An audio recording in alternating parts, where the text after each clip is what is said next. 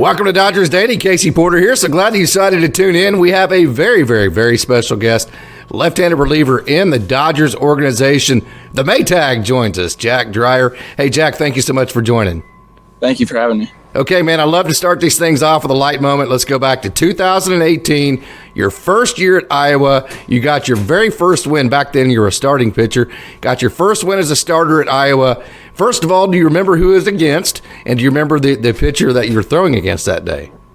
The team I do remember. I know that it was Oklahoma State. Yeah. That was kind of a spot start for me. At that point, I hadn't been a weekend guy. But I think with some injuries and some schedule changes, I ended up having to throw on Sunday. So I knew it was Oklahoma State, but I do not know who I was facing. Jonathan Heasley, who's in the major leagues right now with the Kansas City Royals, and he was good, by the way. Yeah, you outdueled him for your very first college win, and I just remember that series very well. You guys, Iowa, you'd come in the year before. I don't think you were on that team, and you had beaten Oklahoma State in Stillwater, and then we went to Iowa, and you guys just kicked our ass all over the place.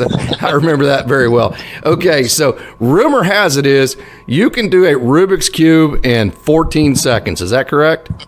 That is true. How did that happen? How'd that come about? Yeah, so early on in high school, I was going through my parents' stuff, and I found one of their Rubik's Cubes from when they were kids. And it was all rusted over and hard to turn, but it really encapsulated me. So I grabbed a new Rubik's Cube off of Amazon and kind of started teaching myself and learning how to do it faster and faster. It kind of turned into a little bit of an obsession, maybe a problem at some points.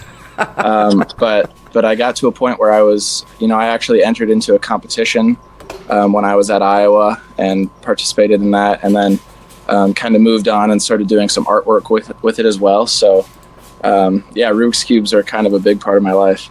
So there's a such thing as a Rubik's Cube competition, huh? Oh, absolutely. I was a junior at Iowa, and I went to Cedar Rapids, which is, 15, 20 minutes away from Iowa City, and entered into the competition. And I think I was one of the oldest people there at 20 years old, so it was a lot of younger kids. And the way it works is you solve a Rubik's Cube 5 times. They take your best and worst times off and then average the middle 3, and then that's how you're placed.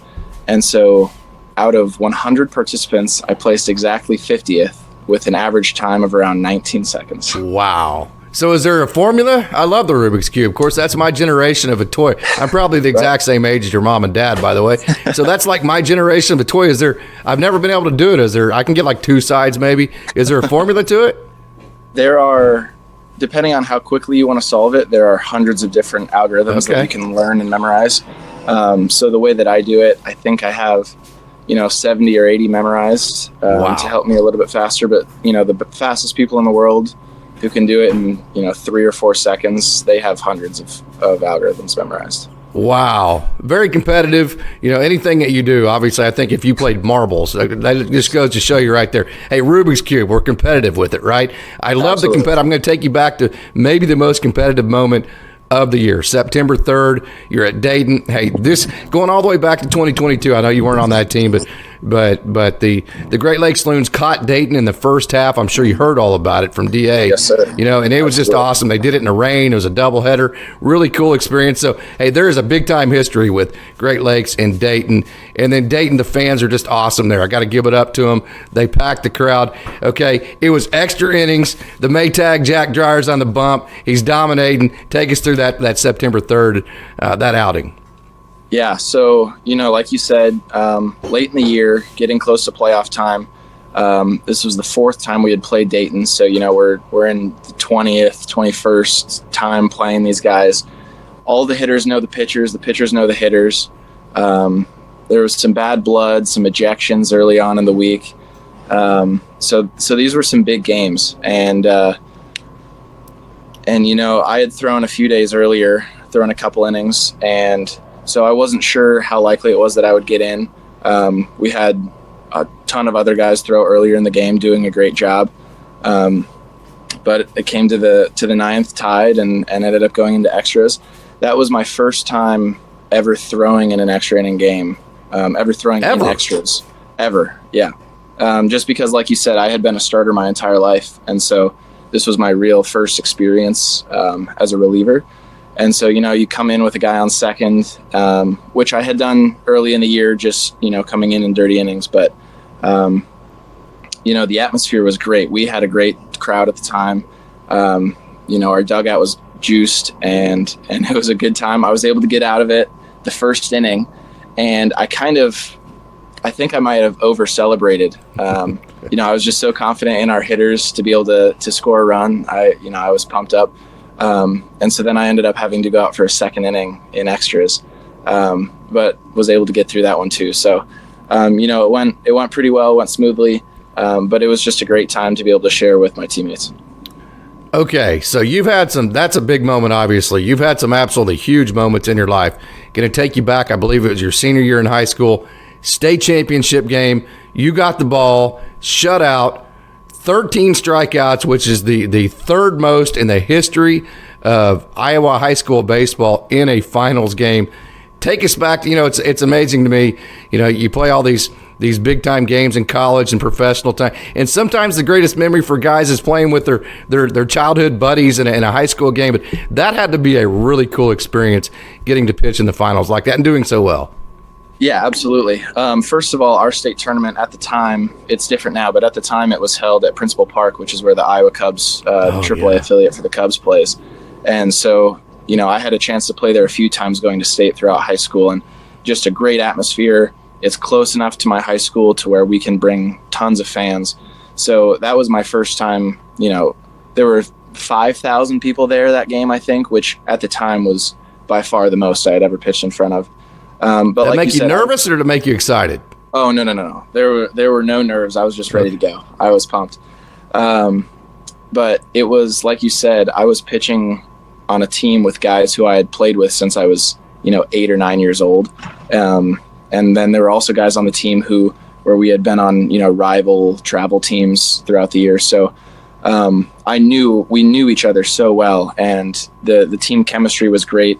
The chemistry with my head coach, Michael Barta, was great. And I think, just having that camaraderie between the coaches and the players just made it so easy to play. We ended up going 41-3 that year. Wow. And we just expected to win every game just because that's kind of the culture that was built. You mentioned Coach Bardo. Your dad also had a huge part in that.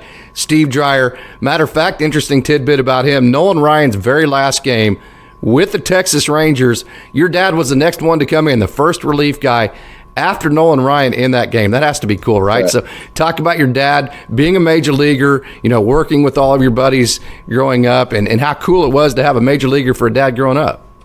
Oh, yeah, it was great. Just in terms of stories alone, it's been incredible. There are stories that he is still telling me now for the first time, either because they weren't appropriate when I was younger or he just, something clicks in his mind and he remembers them. So it's always great to hear all of those stories. But yeah, he was always, an assistant coach or the pitching coach for my travel teams growing up. And it was great to have somebody with that much knowledge, not just work with me, but work with everybody. And I think that he did a really good job of treating me differently as a son and as a player. I know that's kind of difficult for people to manage, but I think he did a really good job. And so when we were at the baseball field, we were working as, coach and player. And then outside of baseball, it was father-son. And so I think that was great. And I'm very thankful for everything that he's taught me and still teaching me. There are times now where I'll pick up something throughout the season, or I just have a thought or a mindset shift, and I'll call him and we'll kind of talk about it, and he'll give, his experience or his thoughts on it, and we kind of have a conversation about it. So it's really helpful having somebody with that much knowledge. So I was talking to Jared Karros, who is in a similar position to you, his dad being Eric Karros, and I asked him the question, hey, is it a situation to where your dad sees something and he calls you and he gives you advice, or does he sit back and wait for you to come to him first? When it's things involved with the team, maybe the hitting side or a fielding thing or just an exciting moment in the game, he'll absolutely call me and we'll just talk about it because we both love baseball. And so we're just talking about it in terms of baseball. But if it's something about me, he'll he might probe a little bit, but for the most part, it's up to me to bring it up to him. Especially now with us playing a full season, he's able to watch games on TV, but there are just so many outings that I have throughout the year that, things might change from outing to outing. And so he sits back and lets me talk to him just so that, things don't get too overloaded. Do you have any memories of being in a major league clubhouse as a kid? No, I was not alive while he was playing. So, there were some games. He ended up playing for the Twins also later on in his career in the minors. And so growing up, we went to the Twin Cities, and there were some coaches and ex-players that he had been teammates with that we met and were coaches at the time. So I remember a few of those, but that's about it. Got to win a state title with your childhood buddies, and then you got to be the Iowa Baseball Player of the Year. You're obviously an All-Stater. You're actually the captain of the All-State team, which is the biggest honor you could possibly have. And then you got to play for Team USA in the 18U. Pretty blessed, right? Oh, yeah, that was great. It wasn't something that I was, expecting to do or anything like that. It just kind of came out of the blue. And I ended up playing for the USA Great Lakes region team in Cary, North Carolina, and that was a lot of fun. And some of my greatest memories from playing with that team were the games that got rained out. We played games in the dugout, and I don't really keep in touch with any of those guys anymore, but we were so close for that short period of time that it was a great experience. Yeah, that is awesome. Can you tell me about the Futures game that you played in? Yeah, the Futures Games was the one kind of prospect showcase that I ever went to. I didn't do too much of that. I was on a perfect game team, but I didn't travel with them too often. And so it was kind of eye-opening to show up. And, I had guys like Sam Carlson, who I know is still playing, kind of big first, second rounder guys on that team. And I was able to go there and I performed pretty well. And at the time, the only offer I had in college was from the University of Iowa. But after that, I was, getting calls from 40 or 50 other schools, just looking to have phone calls or unofficial or official visits, stuff like that. And so it kind of opened the door to more opportunities, other schools, and kind of allowed me to, leverage the University of Iowa a little bit. All right, very good. So what made you stick with Iowa? You said they were your first offer, so you stuck with them, obviously. So why'd you do that? I did. I ended up going on some official visits to other schools, but at the end of the day, I think what's important is being surrounded by guys who are like you. And so being from the Midwest, obviously the University of Iowa is going to have a lot of Midwest guys. I think it's difficult to, go to college, which is already a new experience, but then also be indoctrinated into, a completely different part of the country that you're not used to. And so I just fell in love with the guys at Iowa. And, regardless of where it was, being close to home was nice, obviously, but I think we just had a good, sense of being a good team together. So you had a great 3 years at Iowa. We talked about your very first win there in 2018. Got off to a really fast start, had 3 great years, and then in 2021 you have the Tommy John surgery, and that knocks you out for the entire 2021 season. So you go undrafted. You actually sign a UDFA, an undrafted free agency contract with the Dodgers. So first of all, just kind of take us through, your time at Iowa, and then how disappointing it was to have to finish, on the Tommy John train there. Right. Yeah. So Iowa was a great experience. Like you said, freshman year, I learned so much, kind of started off in relief a little bit, was able to work my way into one of the weekend spots later in the year. Same with my sophomore year. And then junior year got cut short because of COVID, which was unfortunate. And I was off to such a hot start with the team. We were playing really well, having a really good time together. But once COVID happened, we all kind of stepped back. We went home, tried to train for the whole off season. And then, like you said, I tore my elbow that fall. And so overall, the University of Iowa was a great experience. I have some of my best friends, guys who will be in my wedding. And so it's just friends that you will never forget and memories you'll never forget. But I think overall it was a really important stepping stone into the next part of the career, which was, obviously having a chance to sign with the Dodgers. So did you feel like that the Tommy John surgery knocking you out for 2021, coming off of the 2020 where nobody even got to play, did you feel like that took you out of the draft? I think that was definitely an aspect of it. At the end of the day, so many things are out of your control. So, you just can't dwell on it too much. No matter what would have happened if I had been healthy, we'll never know. So I'm just happy that I have the opportunity now. I'm going to guess you're probably either a Rangers fan or a Cubs fan because the Iowa Cubs, the AAA affiliate, is close to where you grew up. Your dad played with the Rangers. Would I be close to that? I actually have grown up with no favorite sports teams in any sport. And I think that's just due to the fact that there are no major league teams in Iowa. So I just, like having baseball on or football or, whatever sport, just to watch the sport. But I did talk to my dad a few days ago, and he has a soft spot in his heart for the Rangers, obviously. Would like to see them win the first World Series ever in their franchise history. So we'll be watching that game to see if they can pull it off. Yeah, Oklahoma City was the AAA affiliates of Texas for a long time. I'll bet your dad actually played in Oklahoma City when he was in AAA with them at the old All Sports Stadium. He did. He, obviously Oklahoma City won the championship this year, and the last time they won it he was with the team, and so he was with Rusty Greer and Juan Gonzalez and that whole group, I'll bet. Oh, absolutely, yeah. Oh, wow, those guys. Nice, man. I remember that group like it was yesterday. Those guys were awesome, man. Yes, and that field absolutely sucked. It was the worst field ask your dad about it sometime. He'll tell you. It was like they never watered it or something. It was like you'd stand on it, and it was like it was just standing on a trampoline or something. It was unbelievable. Yeah, that's awesome. And ask him about the big old Marlboro man in left center field. That was cool, too. So, I will have to do lots of memories of the old sports stadium and the hill down the left field line. Very, very, very cool that he was on that team with Juan Gahn and Rusty Greer, and Benji Gill was the big prospect at shortstop and all those guys. So very cool. Okay, so we talked about your UDFA with the Dodgers, undrafted free agency. So that means that you can sign with anybody that you want. That's the advantage of not getting drafted. A lot of guys in 2020, they actually wanted to go that route because there was only 5 rounds, and then that allowed them to go wherever they wanted. And so, why the Dodgers? You can go anywhere you wanted. Yeah, no, that's exactly right. I did have Zoom calls with several different teams, and was able to kind of narrow it down based on things that I heard from ex-Hawkeyes who kind of told me their perspective on things. My agent was able to help me out a little bit with that.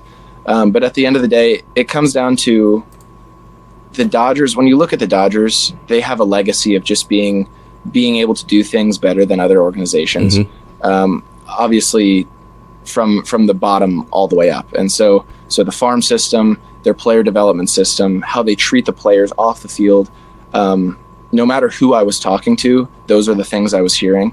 And so when I had conversations with people from the Dodgers and I asked those questions, they were very honest, and all of those things came to fruition when I joined the Dodgers. So I could not be happier with the decision to be with the Dodgers. I'm sure being in other organizations would be fine as well, but there's no place that I'd rather be. Yeah, I've heard them say several times, just kind of around the clubhouse, our team, your career. Meaning, hey, this is our team and it's your career, so you be you and figure out how to be you within the confines of being a Dodger. I love that. That's exactly right. Yes, sir. Yeah, okay. So you got ramped up in 2022. You spent that after coming off the Tommy John, finally got rehab 2022. You stayed at the complex. So I'm sure, we talked about that, like, early in the year with Great Lakes this year. In fact, you got off to just a ridiculously awesome start. So you had to have been almost like a little kid at Christmas starting 2023, knowing that you're going to get a full season coming in. Oh, my gosh. Yeah, so I went through all of spring training. I didn't get told which affiliate I would be going to until 2 days or 3 days before the season started. And so when they finally told me that I would be going to Great Lakes, I was absolutely pumped. Called my parents, told them. I was looking forward to it because, in Iowa you play baseball in the cold. And so I was like, I'll be used to this. So I'll have a little bit of an advantage. But it was really cold. But yeah, I had a great time. I had a great time in Great Lakes. It was just the best possible way to start with the first full season. We had a great team. It was probably the team that wanted to win more than any team I've ever played for. And I think that speaks volumes, and it really shows, the success that we had. So yeah, overall, very, very happy with the season and very happy with, all of my teammates and getting to make memories with them. You got fully ramped up in 2023. You came out of it healthy. That is absolutely number one goal for anybody coming off of a situation like you did. But it was just an incredible year for you. So you got really loose. You got into your pitch mix. I'm sure you got into your entire bag and was able to access all of it with your health. So tell us where your pitch mix is at right now. Yeah, so this season was interesting. Like you said, first full year. Early in the season, I was a 2-pitch guy with 2.5. I threw a few changeups, but for the most part, it was fastball slider mix for the first 8 weeks of the season. And then I had a curveball in college that was pretty good, but since coming back from surgery, I didn't really have a very good feel for it. And then one of the weeks, I just had, meetings with Rob Hill and David Anderson, and we kind of just sat on the mound together and tweaked the grip a little bit, and it kind of popped back into my head, and I was able to start replicating it again. And so from that point on, I was throwing the curveball more, and I think that's what led to a lot of success. I got a lot of swings and misses with the curveball, and so the slider became more of a show pitch early in the count, steal a strike type thing, whereas the curveball was the strike three. That's pitch. kind of backwards the way most guys do it. Usually the curveball is the show pitch. Yeah, exactly. And so it was a really good opportunity to kind of showcase all of those pitches this year. And then it also helped me get a lot of knowledge in terms of what works against certain types of hitters. And so going into next season, I think right now the goal is to continue throwing the fastball at a high percentage, but then go cutter, slider, curveball, and kind of have a couple different hard breaking balls, and then continue to throw that curveball. Just kind of change the shape of it a little bit. That's right, yeah. And obviously, my goal is going to be to throw all of the pitches for strikes more often. I think that's anybody's goal. Sit and hit velo. Where were you at for the most part? This year, my velo average was 92.5, I believe. So obviously, improving that as well. Do you see that increasing as you go on? Absolutely. And I think the way that we go about our strength performance here and, just the mechanical side of it, I have no questions that my velo will continue to increase. Where do you think you'll sit when you hit the major leagues? Do you think you can get up to 94, 95 maybe? Absolutely. Yeah, absolutely. Okay. I have no doubt. Awesome. Okay, so message for kids, man. You've had the injury course. You've had, you had the dad who was a major leaguer, so that was cool. And then you had all the great experiences in high school, then at Iowa, and then you had the injury, and you didn't get drafted. So I can just tell you, man, when teams and organizations have money in players and they've drafted them and say put, $5-6 million in a guy, that's a big deal to an organization. So when you're an undrafted free agent, you have to bust your own doors down. So you had to do that. So, that's awesome. I love those kind of stories. Congratulations to you for that. So what is your message for kids just about being resilient? Yeah, I think the biggest thing is, I've been very lucky to have, like you said, my dad, my high school coach, all of the coaching staff here. They've been fantastic with helping me get through things and learn. But I think at the end of the day, it's important to have a reason for yourself to play the game. Yep. You need to love the game. You need to have your own mindset that, justifies how much work you're putting in. If you are doing it for reasons other than yourself, it's very difficult to continue, especially with, a high level of commitment. So I think, finding that reason about yourself, why you play the game, if it's somebody that you play for, that kind of thing, whatever it is, you need to have a reason to play the game. And that's the most important thing. Wow. I think 1,000 times I've heard my coaches say, hey, find a reason, but I've never actually heard it put in the way you just put it right there. That makes total sense. That is an excellent description there, Jack. That's awesome. I'm going to steal that, by the way, if you don't mind. So, hey, are you ready to have some fun questions here? I'll do my best, yes. Okay, let's find out who Jack Dreyer is. Okay, so number one, if you could choose one song to be playing every time you walked into the room, what would that one song be? I'm going to go a little old school here. It's funny. I think it's actually the ringtone, my dad's ringtone for when I call him. There's a song called Art School Girl by the Stone Temple Pilots. Stone Temple Pilots, really? Yeah. Oh, fantastic, man. You and I can hang out, guarantee it right there. I like the Stone Temple Pilots. Okay, what's the funniest thing one of your teammates has done recently?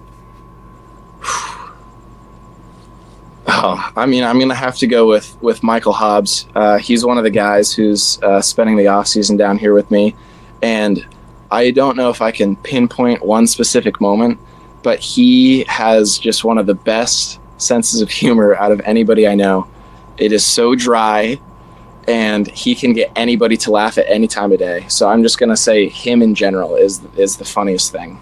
Perfect closer mentality. I asked Robo that same question. Actually, I asked Robo, who's the funniest guy in the Loons last year? He immediately said Hobbsy. Yeah, absolutely. Yeah, no doubt about it. What do you find yourself thinking about the most when you're alone? And do you have a truck or a car?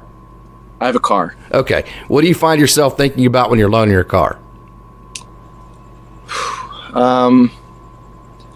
So I've been working on a project for a couple years now. I just call it an opinion project. And I list some of the most hotly debated topics in politics or just in the world going on today. And I try to come up with reasons or my personal opinion for both sides. And so if I'm with friends at parties and stuff, I'll bring up the list and I'll let them pick a topic and we'll just kind of debate it. And so I find myself thinking about those different topics all the time when I'm by myself. Very nice. I need to use that for my U.S. history class. No doubt about that. Okay, what would you do if you had to work, but you didn't need the money? Am I allowed to say I'd stay in baseball? Yeah, absolutely. Okay, then I would absolutely stay in baseball as long as possible. Obviously, playing would be great. But then if I could somehow get into the front office or, be a sports agent, player agent, just anything involving the game, I absolutely love it. Nice. What fictional character do you identify with the most and why? I'm going to go with the character from my favorite movie, Will Hunting, from Good Will Hunting. Yes. How about them apples? That's right.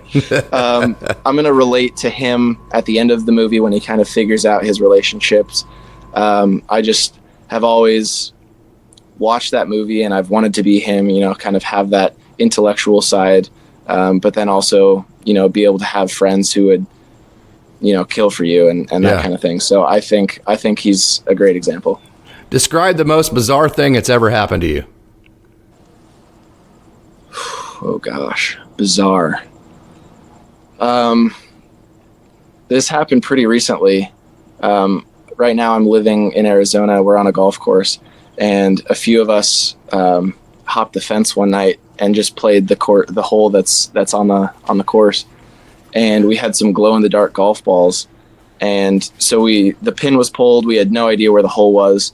And I was, maybe 80 yards out and I chipped it and watched the ball roll across the green and it went into the hole. And I had no idea where the hole was. Did it just disappear like you didn't see it anymore? Just dropped in. Yeah. And so that was pretty incredible because it was just pure luck. But that happened just a few nights ago.